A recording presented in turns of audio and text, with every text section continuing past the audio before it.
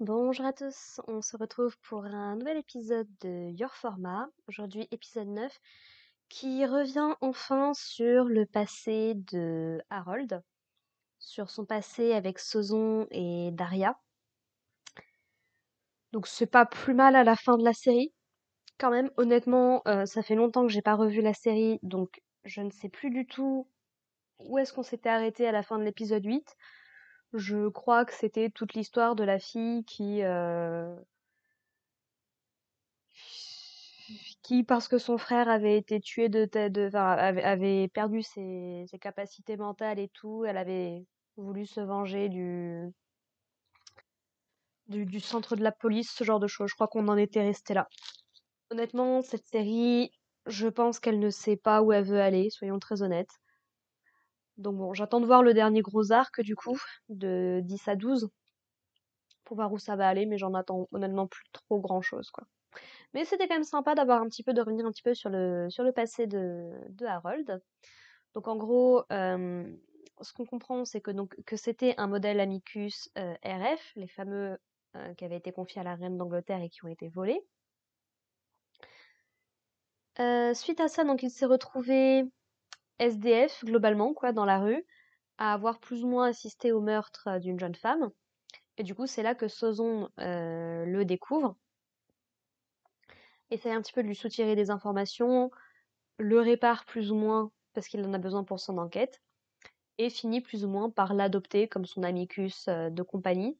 Il dira même un peu plus tard qu'il le considère presque comme un petit frère.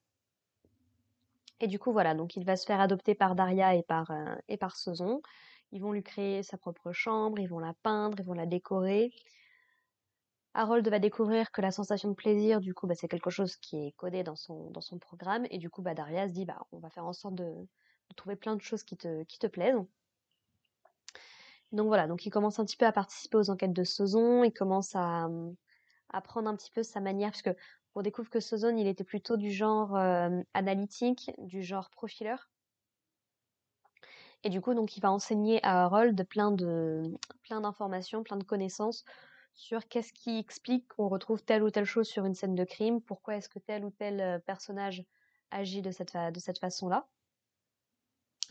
Donc, il va s'écouler 2 ans où ils vont continuer du coup à enquêter tous les deux, jusqu'au jour où arrive le cauchemar de Saint-Pétersbourg, c'est-à-dire un homme ou une femme, c'est pas très très clair, mais qui s'amuse à découper des gens en morceaux et à du coup à mettre en scène les parties découpées à la vue de tous en fait au public. Donc, la première victime, on avait déjà eu un bref flash au tout début de la série, mais donc elle s'est retrouvée sur un banc public comme ça. Et donc du coup c'est une affaire qui va énormément obséder Sozon au point qu'il ne dort plus correctement, qu'il passe beaucoup de temps au travail, jusqu'au jour où il finit par ne plus rentrer chez lui le soir.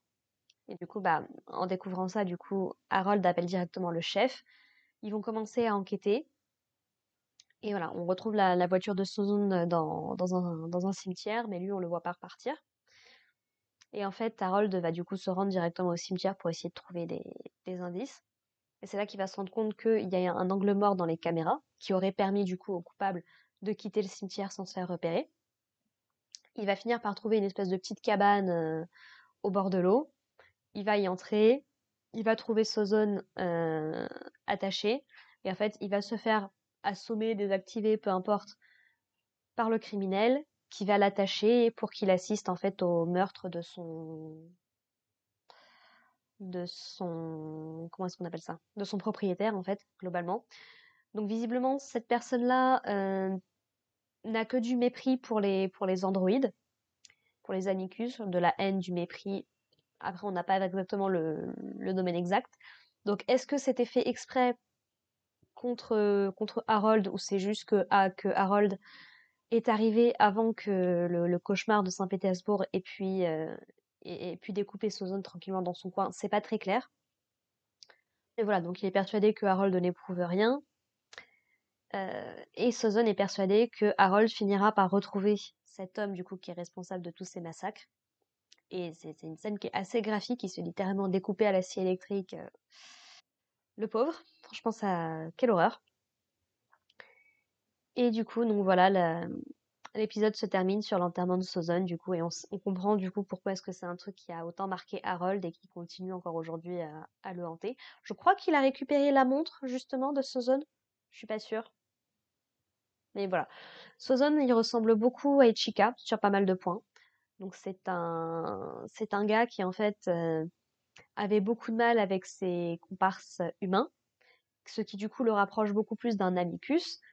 Et en même temps, comme Harold l'explique, bah, les amicus, ils sont capables d'avoir des relations sociales parfaitement normales avec des êtres humains normaux. Donc voilà, ça pose encore une fois cette question d'humanité, où se situe la limite. Concrètement, qu'est-ce qui fait d'un humain un humain et qu'est-ce qui fait d'un robot un robot en fait. Donc ça fait partie des questions qui moi je trouve très intéressantes. Mais je trouve que la série ne les aborde pas au mieux possible. Elle essaye de traiter trop d'histoires en même temps et ça nuit en fait à l'appréciation de la série dans son ensemble. C'est dommage. Je serais très curieuse de voir comment se déroule le roman d'origine pour le coup. Mais donc voilà, et puis finalement il a fini par un petit peu ouvrir son cœur à Harold. On découvre aussi que pour Sozone, en fait, les gens changent au contact des Amicus puisqu'ils projettent en fait leurs propres sentiments, leurs peurs, leurs faiblesses, tout ce qu'ils ressentent en fait sur les Amicus. Et que du coup voilà, ils finissent par les traiter un petit peu comme des humains alors qu'a priori c'est pas ce qu'ils sont. Enfin voilà, il y a toute cette question du coup qui est posée. Et du coup bah c'est pour ça que Harold est tellement attaché à Daria également. Donc voilà voilà. Alors du coup, est-ce que la fin de la série va se concentrer sur le cauchemar de Saint-Pétersbourg? Je sais pas du tout. Honnêtement, j'attends plus de voir comment la série va se terminer.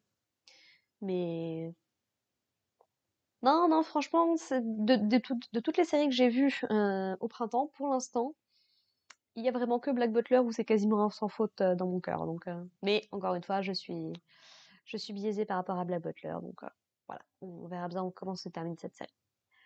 Voilà, voilà. J'ai pas grand-chose de plus à dire sur cet épisode, donc je vous propose qu'on se retrouve la semaine prochaine pour parler de l'épisode 10. Et puis bah en attendant, portez-vous bien. Allez, bye les gens.